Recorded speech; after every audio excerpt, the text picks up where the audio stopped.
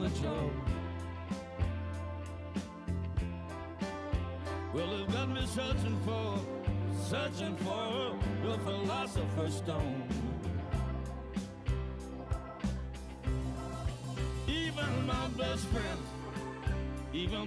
friends, they don't know that my job is turning lead into gold. When you hear that engine, when you hear that engine drone, I'm on the road again and I'm searching for the philosopher's stone.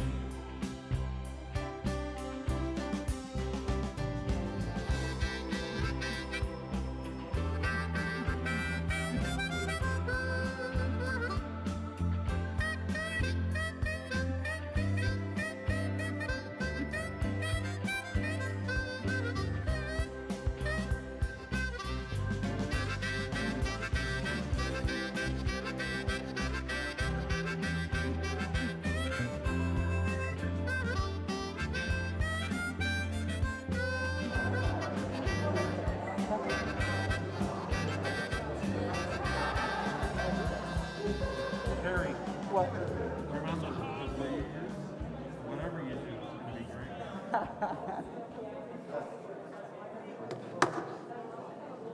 Should I do this?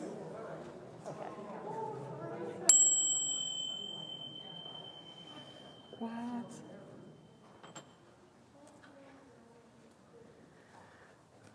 I think that might have been what I was most stressful about today.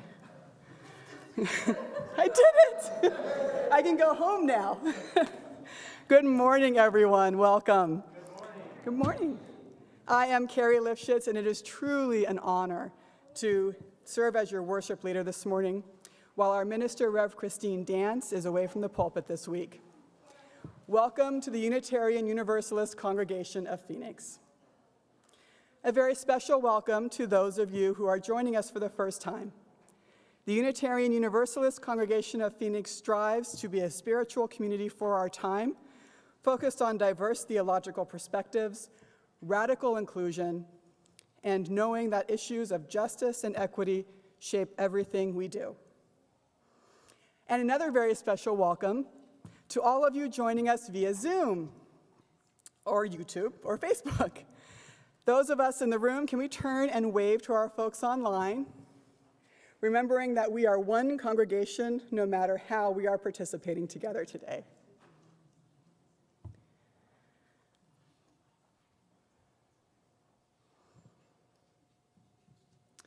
Our opening words this morning are from Judith Quarles.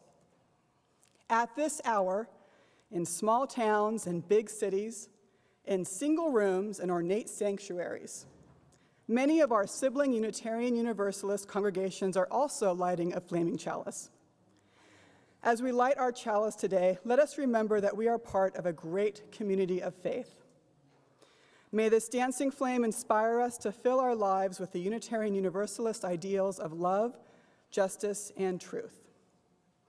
And I invite you to join me as we recite our covenant as John, even though I didn't ask him to, lights our chalice. Love is the doctrine of this congregation. The quest for truth is our sacrament, and service is our prayer. To dwell together in peace, to seek knowledge and freedom, to share our strength and fellowship, thus do we covenant. Good morning, everyone. Today, Carrie will be speaking about her religious journey and about trusting her own thinking, sort of about how you can do that within religion. And I want to start with one of our Unitarian Universalist hymns about trusting ourselves. It's There's a River Flowing in My Soul by the great activist and songwriter Faya Rose Touré. I'll sing a verse, and then I will invite you all to hum along with me. In this, ever since COVID, we haven't done a lot of congregational singing together for safety, but I think now that vaccines are available for all ages, I'm going to start doing more humming with y'all here in the room. And this one's got a beautiful melody. It's very hummable, so here's how it goes. There's a river flowing in my soul.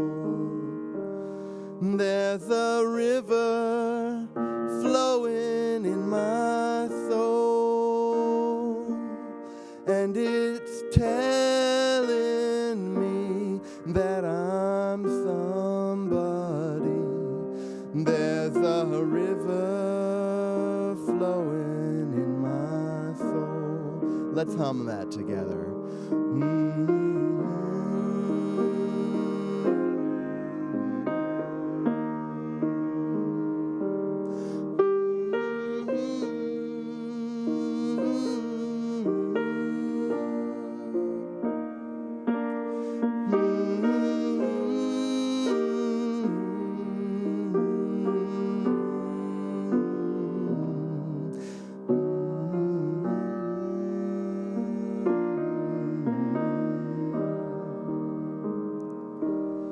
There's a river flowing in my soul.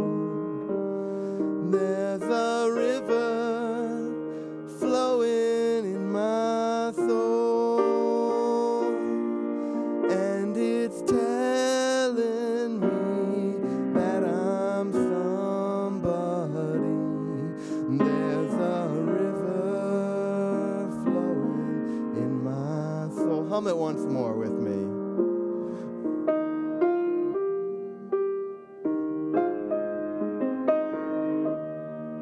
Oh, beautiful. Oh my goodness.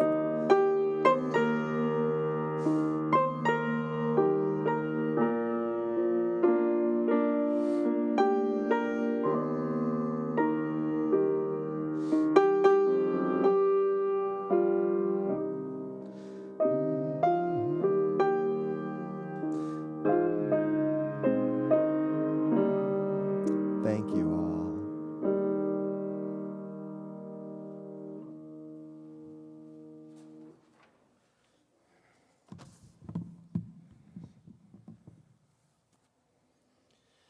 Good morning. All our announcements today, and really everything going on at UUCP, can be found at our website, phoenixuu.org, and on our weekly newsletter, Compass. If you don't receive Compass, be sure to sign up at phoenixuu.org. It's where all the cool kids are reading these days, so get on it. We are declaring this the year of good trouble with UU the Vote. If you're interested in some good trouble, sign up at the back table. This election is one that will shape the future of our country and our state, so sign up and be part of some good trouble. Our offering today is a true share of the plate.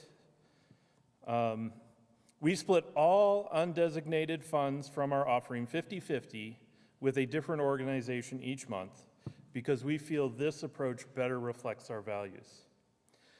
For August, our Share the Plate partner is the Respite Services Program at Circle the City. This vital program offers recuperative respite care, where people face homelessness, can rest, heal, and recover from a serious illness or injury, including burns from the hot summer streets. All respite care patients receive daily health care, mental health, and substance abuse services, a bed, meals, and transportation to medical appointments. Pets are welcome and are provided care and supplies, such as little booties for walking on the hot streets. Many of these services and supplies, for example, towels and pet supplies, are not reimbursable by government sources. So Circle the City relies on cash donations from the Phoenix community. To learn more, follow the link in the chat or see our website. And we've got every way you can think of to donate. All about using your phone, you can text UUCP STP to 73256. In love with your computer? You can donate through the website. If you're a traditionalist, you can send in a check. If you're paying for your pledge to use UUCP, please indicate that on the check. If you're here in person, we didn't forget about you. We've got all the options too. Now is a totally acceptable time. Pull out that phone and text UUCP STP to 73256. There are also collection boxes at the entrance with QR codes to scan or to just go ahead and drop in a check or cash. For all that you give to this congregation and our community partner, we are so grateful. And also today, for our children's ministry program, all groups meet in the Grove after service. We will have imagination celebration, all ages invited, focus area 5 to 13 years old. They'll stretch their creative brains and explore themes of place, character, innovation, and hope. And that will be running from August 14th through September 25th. And also we have augmented reality. Community members aged 13 to 19 are invited to take over the world. Offered in person and online, we're going to use phones, cacti, choir chairs, and whatever else we find to augment the UUCP campus. Thank you.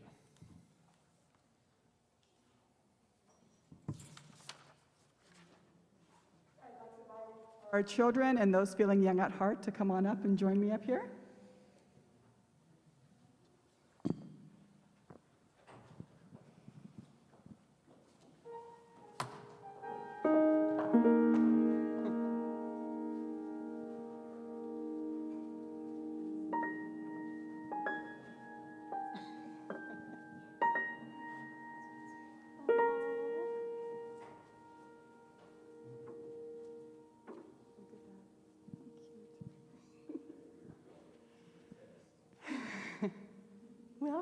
Welcome everybody. So today's together time is something that I've kind of stolen or borrowed from Erica Hewitt, who is the UUA's Minister of Worship Arts. So I have 2 candles here today because I'm grateful for our 4th principle. What is our 4th principle? The free and responsible search for truth and meaning. Or, as we have in our kids' song, we search for what is true, right? But freedom and responsibility, those are really big thoughts. So I kind of would like to ask you, what does freedom in our religion mean to you? Does anybody have any opinions on that? Or thoughts?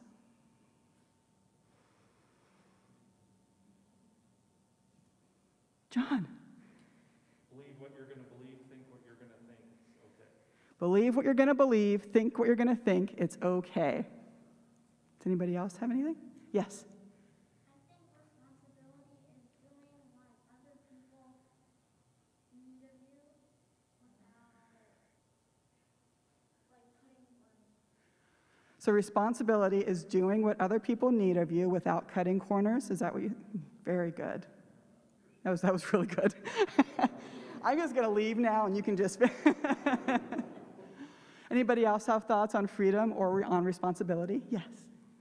Freedom means it's okay to be curious and you're not going to be harmed or stopped from your curiosity.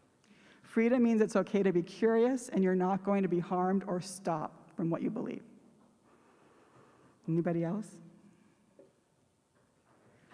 So, our Unitarian Universalist histories are full of people who helped us understand that our search for the truth and our job as meaning makers comes with freedom and responsibility. So I'm going to light this first candle in honor of our religious freedom. Okay.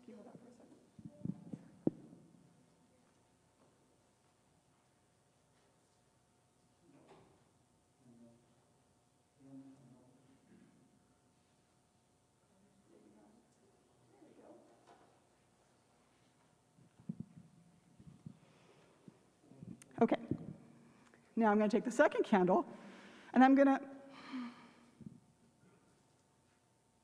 This looks strangely delicious. Hold on just for a second.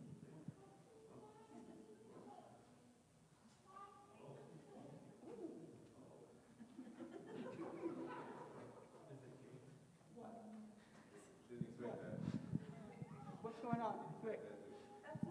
What just happened? What just happened? I just ate a candle? Did I really? So, are you sure? How many people here thought I had 2 candles when I started? Right? How many people here thinks I just ate a candle? Oddly enough. So one thing I love about being a Unitarian Universalist is that we get to form our own beliefs and decide what is true and meaningful for us. That's part of the freedom part of our search for truth and meaning. And another thing I love about being a Unitarian Universalist is that even when we think we know what we believe, we get to question and even change our mind. So, a lot of you believed I was holding 2 candles until I ate one, and it wasn't a real candle, don't worry, it was white chocolate. Don't go eating candles at home, it's not good. But the responsible part of our search is for what is true. Unitarian Universalists try to keep an open mind and allow new information to reshape what we know is true or what we believe is true. So as you go out this week and you learn new things, I want you to question, and I want you to say, why is that true? Or is that really true? And you can know and you can thank your Unitarian Universalist cohorts for that free and responsible truth for search and meaning. So you all are welcome to go wherever you want. You can stay here, you can go to the back, you can go back with your families, hang out wherever you're comfortable, and we will continue.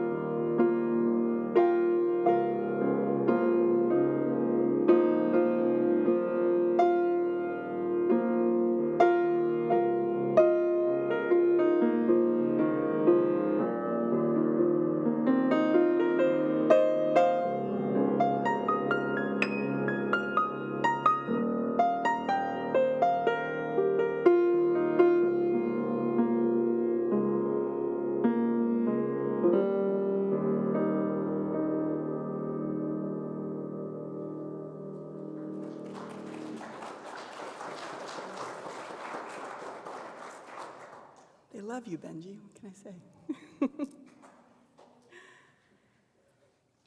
And come down from that sugar high. All right. It's the time when we share the joys and sorrows of our community. Being together, it is good to share and to support each other and to connect. Folks on Zoom, please feel free to enter any joys or sorrows into the chat, putting your name at the beginning. Those of you who are here in person, the joys and sorrows cards are at the front of the table for next week if you have something important to share. And I have a few of them from you. Let us take a deep breath while we create space for the joys and sorrows of our community.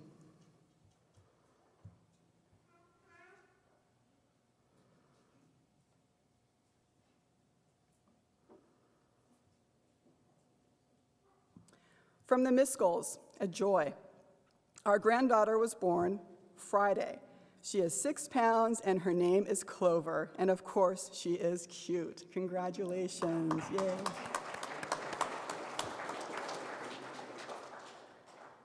And from Pat, Joy just attended the adult break camp at Camp de Venneville Pines.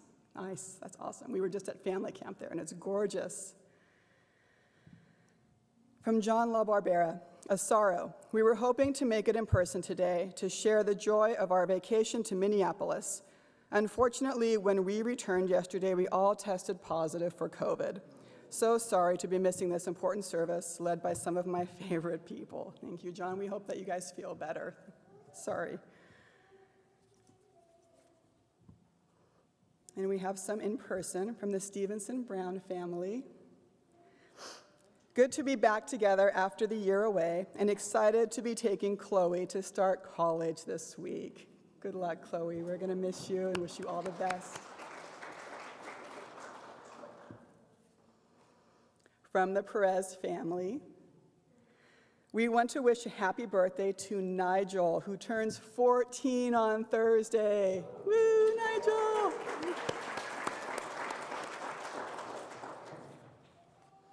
And from Kathy Kim, I know I saw you earlier. Oh, there you are. Feeling grateful for family. I spent last weekend in Northern Virginia, where the celebration of life for my sister became an amazing family reunion.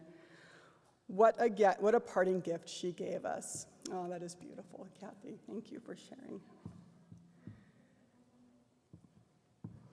And from John Palumbo, a joy. Last week, Chandani was accepted into ASU's Biological Sciences program. Yay, Chandani.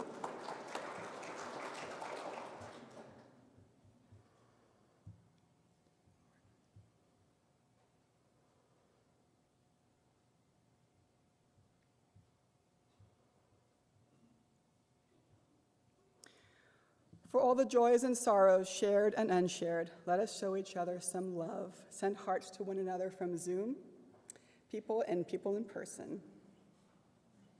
We are one community no matter how we choose to worship today.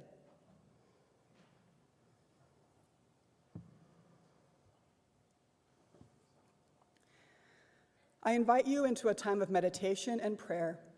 Center yourselves, put your feet on the floor, if you wish, to settle in place. Take a few deep breaths. It's a meditation from Laura Horton Ludwig. We are here because we believe what we do matters. We are here because we believe how we live our life matters. That with every act of kindness or meanness, courage or fear, love or hate, we are weaving the fabric of the universe that holds us all. We are here because we need encouragement, because we need strength, because so often we get distracted. We get in a rush. We don't think. We choose the easy way when the harder path is what our spirits truly long for. We are here because none of us is perfect, but together we inspire one another to try again, to take another step. We are here because we have felt the stirrings of love and grace in our hearts and hands, and we crave more of that for ourselves, and not only for ourselves, for everyone. We are here because how we live matters. Amen. Blessed be, and Ashe. Just for a little foreshadowing of Carrie's discussion of her Catholicism later, here's a, well, some of you may recognize this. If not, I can let you know what it is later.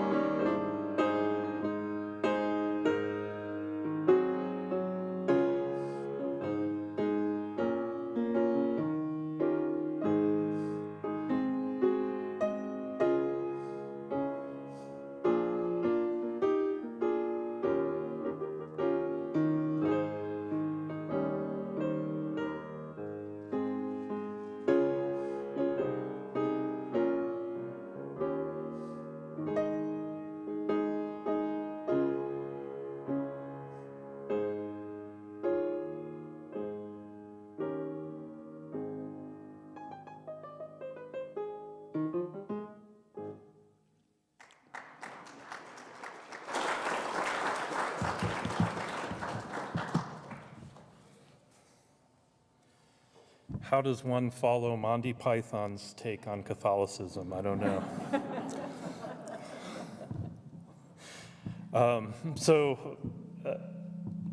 Be completely honest with you guys, you know, when Carrie was like, I need a worship associate for my service, I'm like, I'm in.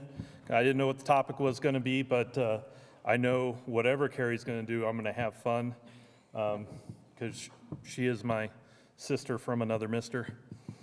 Plus, any excuse to have a service that is Team Palumshitz, I'm going to take. Yes, that is a thing, Team Palumshitz. Yes. Revel in our awesomeness. But then when Carrie started talking about the topic for this, I was like, well, this clearly was meant to be, because Carrie and I have a lot of very similarities in our path to being UU. I started out what can only be described as an all-in Catholic. When I was a child, whatever the priest was selling, I was buying. I mean, I believed in Catholicism so much that I actually once, because the church was crowded, I was standing in the back, and I locked my knees, I passed out, and I thought Jesus was speaking to me. It turns out it was a guy that had been in the military that was telling me, yeah, you don't lock your knees when you're standing because you'll pass out. But I thought it was Jesus at that moment.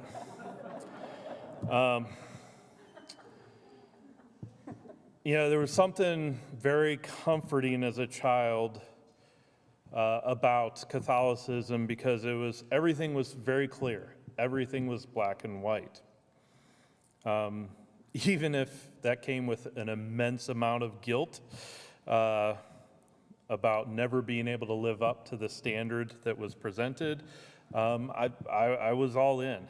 But then I go off to college, and I just had a hard time believing that two men would meet, fall madly in love with each other, and they're doing something wrong. I couldn't grasp that. And then I meet this woman, fall madly in love, and she just happens to be a heathen Hindu. So I had to evolve my beliefs, right? But I still craved the comfort of the rituals of Catholicism. And so at that point, I evolved from being an all-in Catholic to an a la carte Catholic. Pick and choose what you like and what to believe in. But then, for reasons that's a story for another time, that just clearly didn't work out. Then, thank goodness, that amazing woman that I fell in love with, she found Unitarian Universalists, and she's like, this is where we're going to church.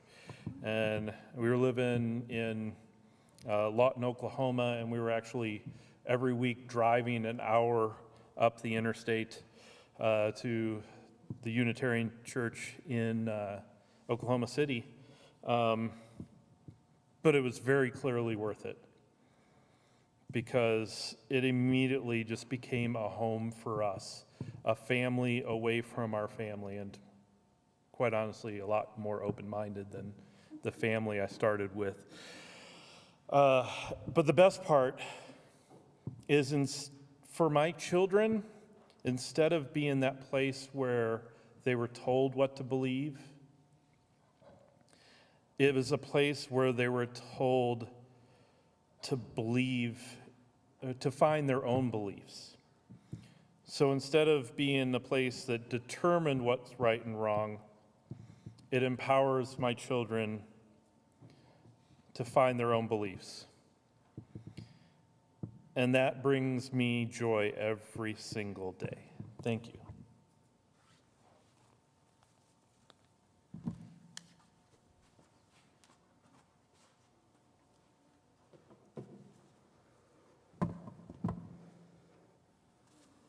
Thank you, John. So, Those of you who know me know I grew up Catholic. Hold on. I'm going to turn this off. 1 second.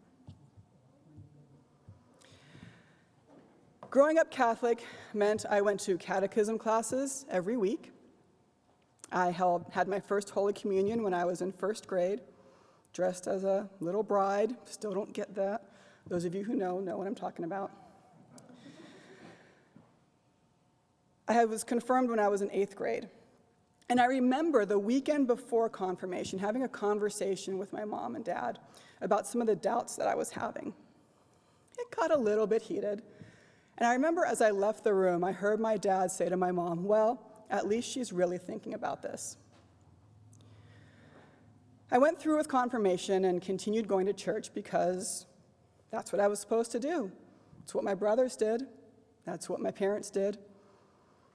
That must be the right thing to do. Just don't think about it. Thinking about it is what causes problems. And maybe that's the beauty of it for some people. Religion is something they don't need to think about. It's one thing in life they do not need to make a decision about. For me, though, I think it was the main reason why I eventually became frustrated with religion. I felt like I was not supposed to think. I was just supposed to memorize, recite, kneel, sit, stand up, sit down. So I'm a scientist, for those who don't know. I have a master's in education, and I have a PhD in neuroscience.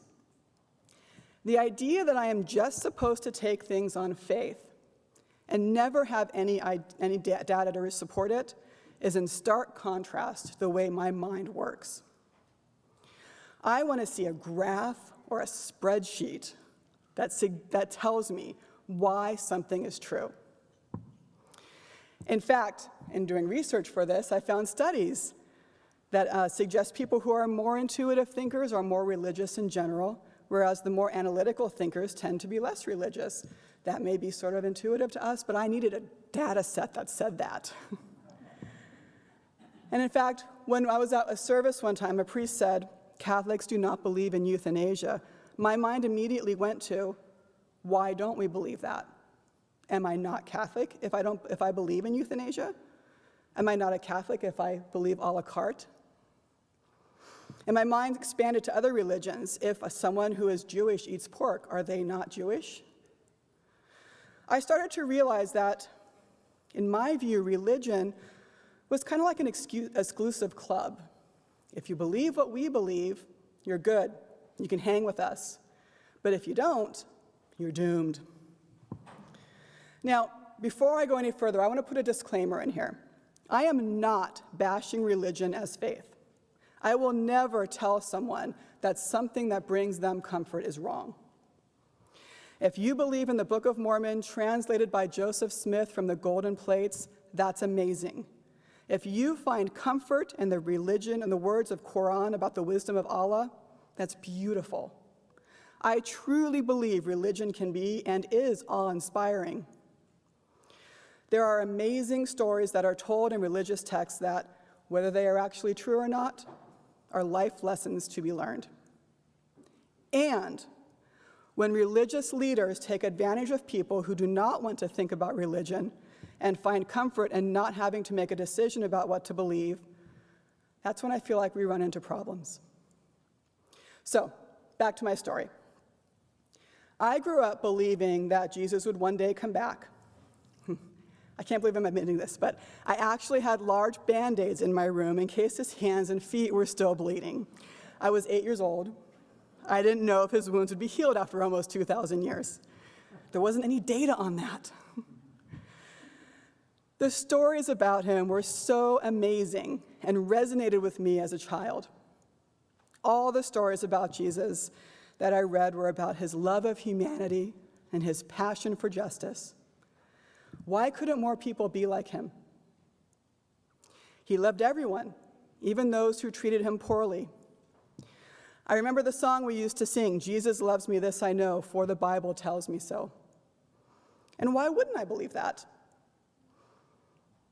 He didn't reject anyone. Surely he would love me as well. And I think that is the beautiful part of faith. That's what grounds people. I would probably still be a practicing Catholic if that were what it was all about. But it's not what it's all about, is it? When I was in college, I worked at an allergy and asthma doctor's office. I performed allergy tests and other lab work on patients. One of our patients was a person high up in Catholic leadership in Los Angeles. I won't say his name, HIPAA and all that stuff, but I did his allergy testing. Now, I know I shouldn't have started this conversation, but those of you who know me know that if someone's going to do something inappropriate, it's going to be me. So I figured I had him here. He couldn't really get away from me. I was doing his allergy testing, so why not? I told him he was the one that came to my church and confirmed me years ago. I went on to tell him that I recently went to a service where, instead of a homily on the gospel, the priest did his homily on how we should support an anti-euthanasia group. They even passed out special collection envelopes for this group. It felt really too political for me, and I will go ahead and recognize the extreme irony of me feeling that Catholicism was too political only to end up here, but I digress.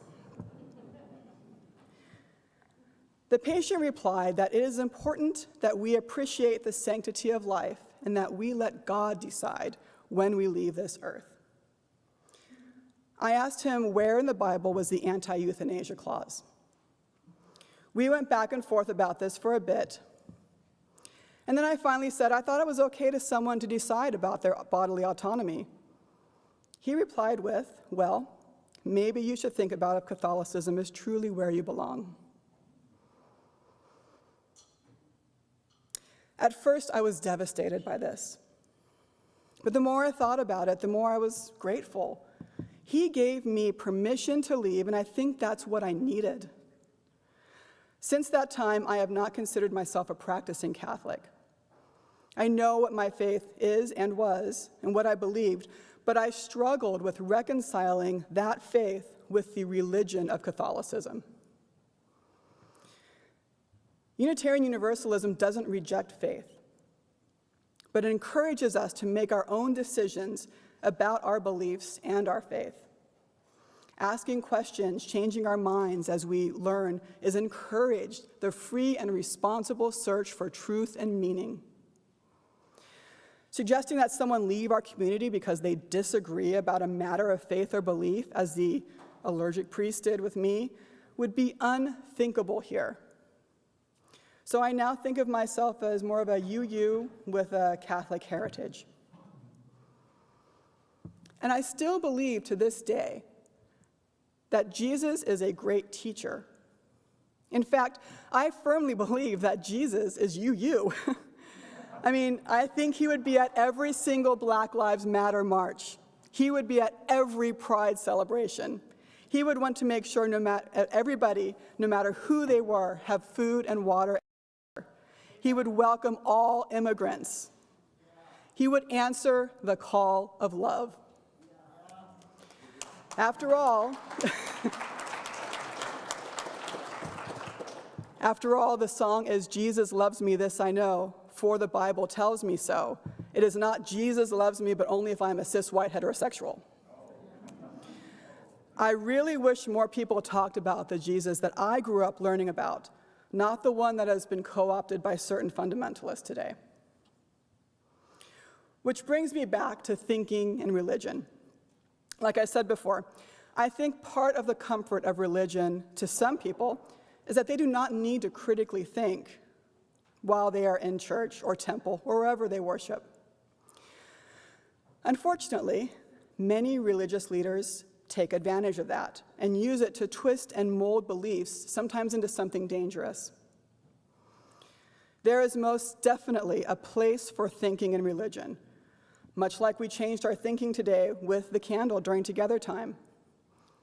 Thoughts can evolve and beliefs can change with new information.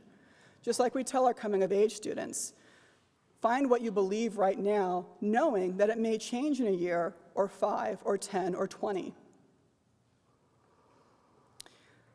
For example, there is no place in the Bible that says, do not eat meat on Fridays. Yet most Catholics, at least during Lent, do not eat meat on Fridays because it's tradition. It's what tradition says. What if we just questioned the tradition more? I can't help but wonder where we would be today if more religious leaders taught their congregations to think instead of just blindly following. Would we have fewer people who have religious trauma? Would we have fewer people who blindly follow dangerous political leaders? Sadly, I get the feeling that we will never really know the answer to that. My message today, though, is go. Read the Bible, the Torah, the Quran, the Book of Mormon, anything, and see the beauty in these stories. Well, okay, the Old Testament can be a bit rough, but you'll read about Esther, and she's a badass, so it's worth it. Let's not bind people to a religion, but to their values. Instead of asking, what religion are you? Let's ask, what are your values? I truly believe that in all this religious trauma that many people have experienced, there is some beauty to be found in the faith behind the religion.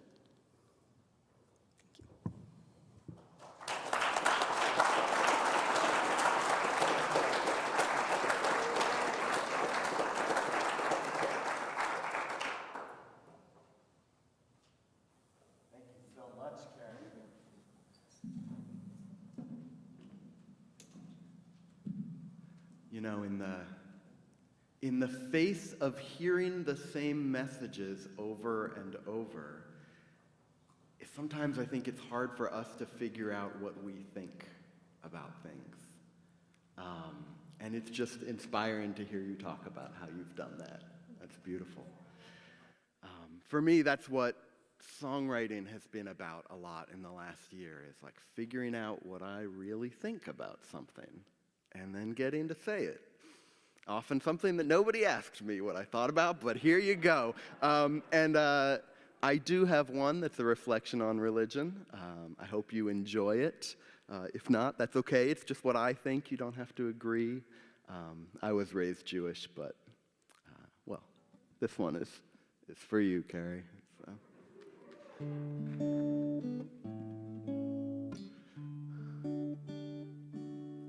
Well, I've called you here tonight for an intervention about the one who got away that you always mention. There's nothing wrong with hoping, oh, but girl, I see you moping, and it breaks my heart, so let me just be open. He's not coming back. Oh no, oh no, oh no, he's not coming back. Oh no, oh no, oh no. Baby, dry your tears. What's it been? 2,000 years. I think it's pretty clear Jesus ain't coming back.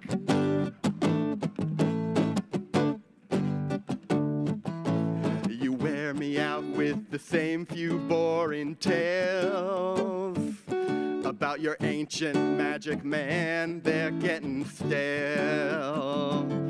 The only thing that's blind and lame in this ridiculous shell game is not letting Jesus H exit the frame.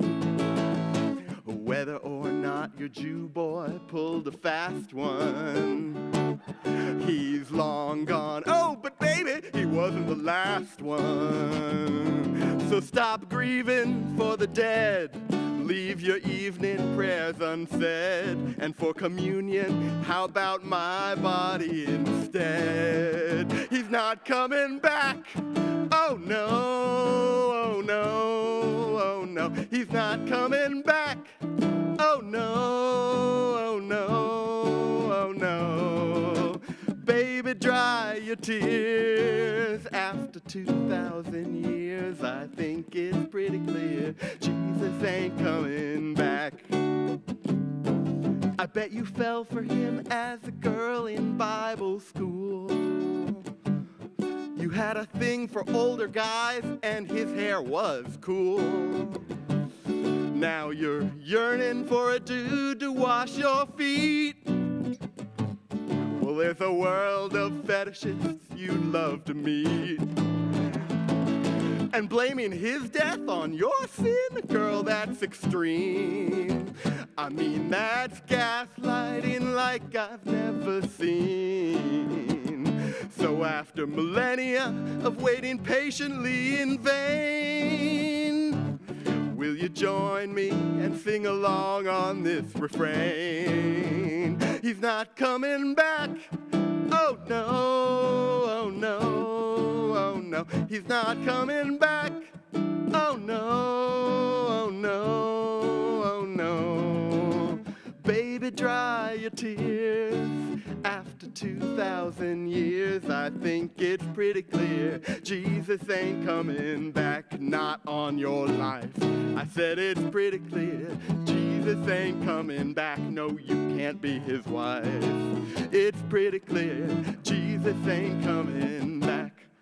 Amen.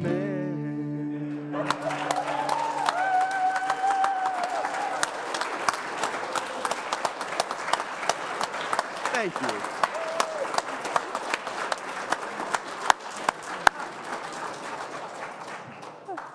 Oh my gosh. I don't know if you guys know, but Bob Davis was supposed to be helping us with music today, but unfortunately there was an emergency at his house. And so Benji had to step in last minute and put everything together, and he sent me a YouTube of that song, and I fell in love, and I'm like, yes, you have to do that. Thank you so much for sharing it. So good. I think I've watched it like 10 times now. All right. Immediately following the service, we welcome the kiddos and their families to take about 10 minutes to use the restroom, grab a bite to eat, and drink some water, and then meet us in the Grove. There will be people to direct you. Then they will meet for about 10 minutes for some grounding, and then go on to programming, right? After service today, we will be offering a choice between outside unmasked discussion or on the patio or inside masked discussion in the Johnson Room. Feel free to go wherever you feel most comfortable.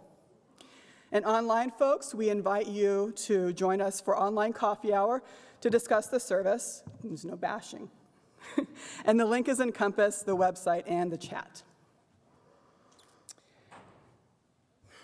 Our closing words are from Betts Winnecki.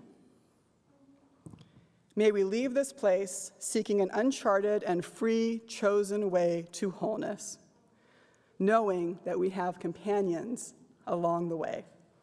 Go in peace and go in love.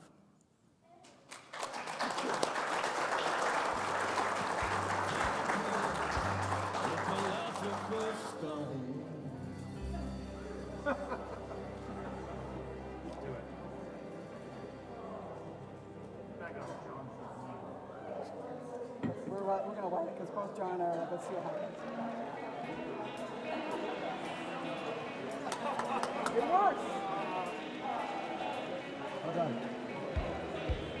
It's a big service. That one's been done in the first short. So you rather your many eyes. I would have rather you. No, it was rewriting. Me too. That's disgusting. Yeah. I hate white chocolate. Absolutely. Like that's just. Why would you subject yourself? That's why I was supposed to eat the whole candle. I couldn't. Oh, it's burning it. Look. Burning the chocolate. That is so. To me, it looked obvious that they were different, but I'm like, well, nobody's going to see them. Yeah, you're like, just looking at it, I'm like, oh, okay, something needs to happen. And you're like, actually, it looks kind of tasty. And I was like, it's white chocolate. Yeah. Oh, what happened? Apparently it's not oily enough. It started to melt a little. Sorry about that. I meant to find somebody to light the challenge, and then I'm like, yeah, I totally forgot I was talking to people. It's all good. And I do remember the best thing. All right. Are you going to go to Steve's office?